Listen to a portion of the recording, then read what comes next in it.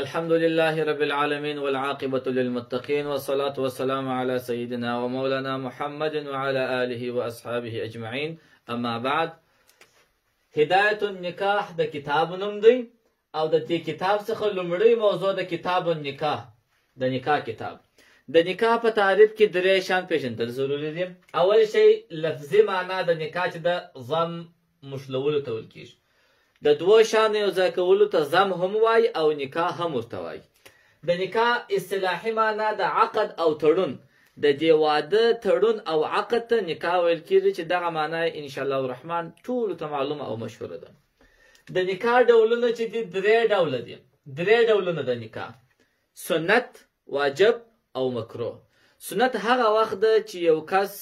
د ښځې د مهر توفیق توان ولري، مهر یې برابرولی سي، نفقه او خرچه مصرفیه یې برابرولی سي، او پر جمعه او پر نزاکت باندې د ښځې قدرت هم ولري، د امراض څخه پاکي جمعوي کولی سي. او که د دې درو شانو سره سره ښځو ته هوا او شوق هم کېدی، نو بیا نکاح ورته واجب ده، کې ونه کې غاړې بندېږي.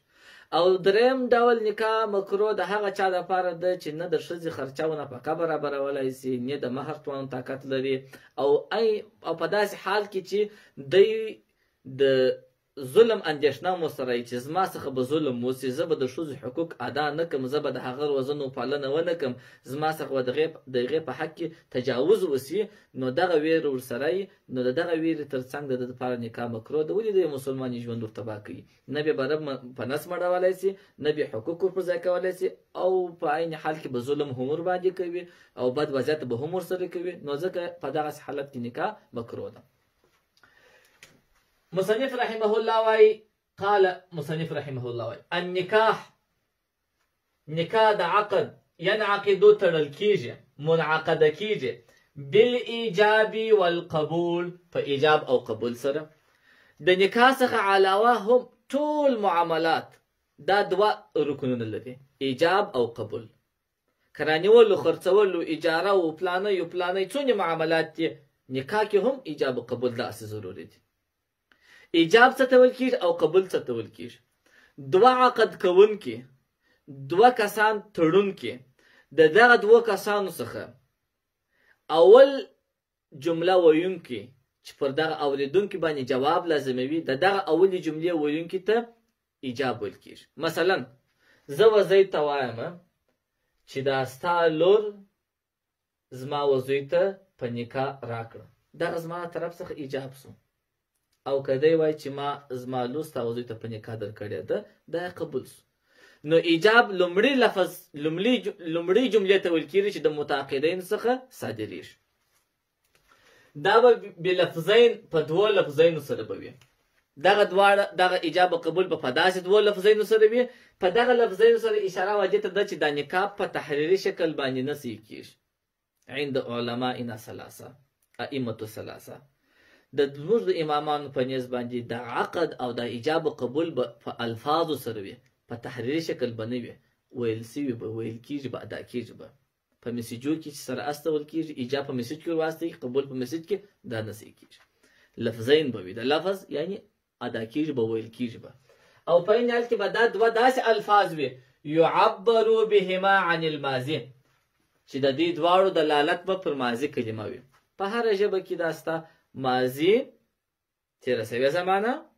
داسې الفاظ باندې به د ایجاب و قبول وایي چې هغه الفاظ دواړه پر ماضي زمانه باندې دلالت کوي. ولې؟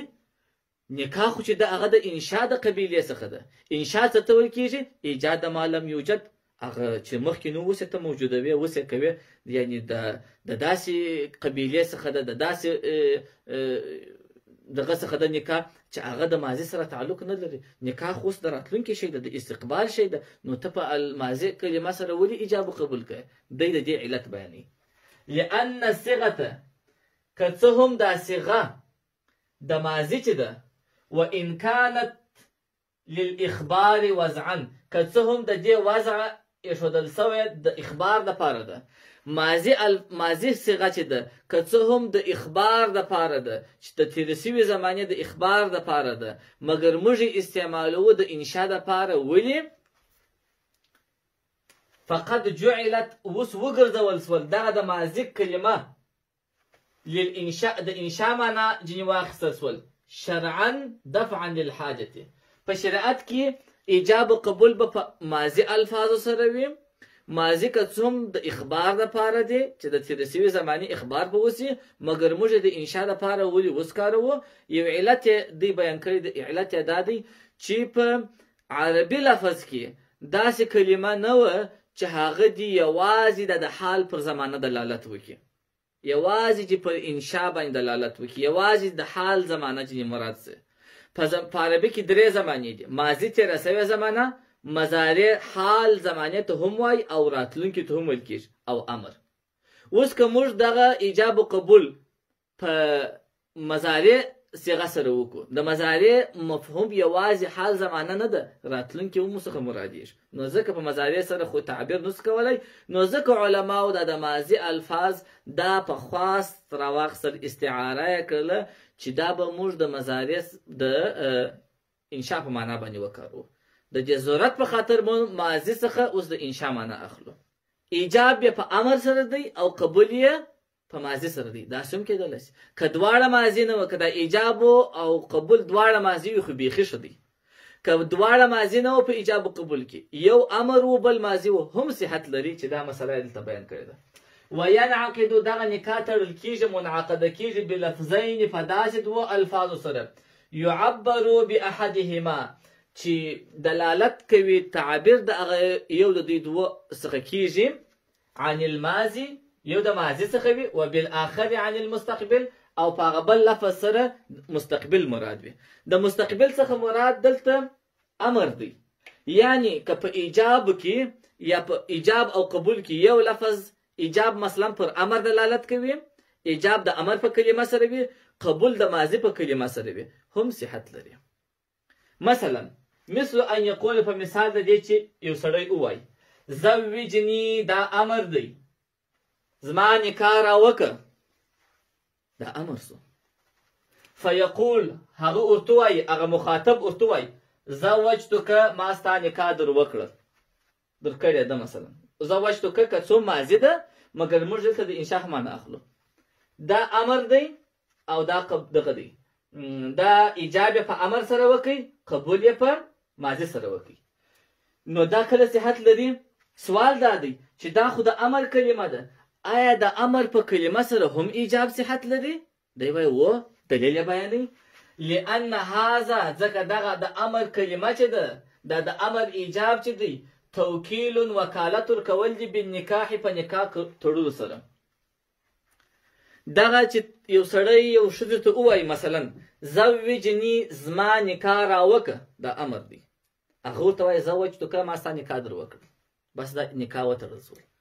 کوم څنګه وتړل سول نو په امر باندې ایجاب کله صحیح کېږي دی وایي صحیح کېږي دغه چې یو سړی و ښځې ته وایي چې زوجني زما نکاح راوکه دا په اصل کې توکیل دا وکالت ورکول دي بالنکاح په نکاح د دې مطلب دا ته زما د خوا وکیل زما نکاح راوکه والواحد یو نفر یتولى تصرف کولی شي متولي کېدلی شي طرفي النکاح د نکاح د دواړو طرفینو څخه په یو طرف کې د دې سړي د طرف څخه دی وکیل سو او اصیل هم کېدلی شي په نکاح کې هم سړی اصیل کې هم به اصیل هم به وکیل دواړه کولی شي اوس یو سړی دی یو ښځې ته ویل چې زوجني زما نکاح راوکړه ښځې ته ویل چې زوجتک ما ستا نکاح در وکړل د دې سړي او د دې ښځې تر مابین د نکاح وتړل سول دغه سړي چې دا زوجني کلمه ورته وویله دا ښځه د خپل ځان وکیله کړل ښځه وکیله هم کېدلی شي او اصیله هم کېدلی شي اما په معاملاتو کې په بیعاتو کې یو څوک نشي کولی چې هم دې اصیل شي هم دې وکیل شي یو شی ته ورته ووایه دا ستا کتاب زما د خوا وکیله پر ما ته رانیسه نو د خپل ځان څخه یو شی دی په خپل ځان څنګه خرڅ کړي ځکه فرق یې دا دی که تا ته وایي چې په نکاح کې هم دغه مسله ده په نکاح کې دی څنګه اصیل دی هم وکیل دی کله سره کېدلی شي دی خپل ځان څنګه ستا په وکالت تا ته درکړي نو دی وایي د نکاح او د معاملاتو فرق شته په نکاح کې دا حقوق دا سیده موکل ته ځي چې ستا وکیل ستا د خوا وکیل دی نکاح د تړي دا نکاح داسې نه چې دا ښځه نکاح یې وارد ده سره وسول بیا وروسته تا ته ثابتېږي یا چې دی ستا وکیل دی دا نکاح د تړي د ښځې نکاح راساً موکل ته راځي او په معاملاتو کې به داسې تور ته زما وکیل ما ته پلانکی شی را رانیسه هغه شی به یوازې د ملک ته ثابتېږي بیا وروسته تا ته راځي. په تعالی جوړ چې دا مسله هم فهمولي چې دغه موضوع ان شاء الله د هدايه ملا صاحب علی ما نبینه ان شاء الله تعالی چې پر راتلونکي کې به هم مشتسته بیا بیان کو په ښه تفصیل سره. دغه درس مو د نکاح هدايه څخه لومړی درس ان شاء الله الرحمن. الله تعالی جماعت توفیق راکړي راتلونکي درسونه بوم په خلص ډول باندې تشریح کو. السلام علیکم ورحمت الله وبرکاته.